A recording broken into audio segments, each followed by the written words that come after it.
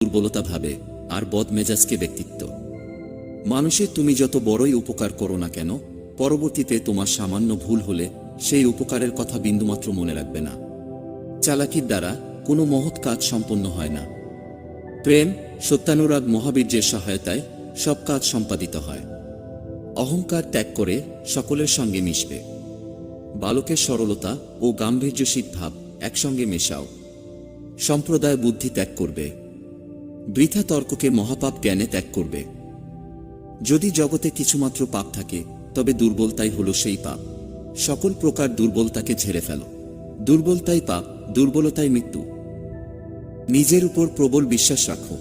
বাল্যকালে যেমন আমার ছিল, আর সেই বিশ্বাস বলেই আমি এসব কঠিন কাজ করতে সমর্থ হয়েছি। তোমরা প্রত্যেকে নিজের উপর এই বিশ্বাস রাখো যে অনন্ত শক্তি তোমাদের সকলের মধ্যে রয়েছে। আমাদের পূর্বপুরুষগণ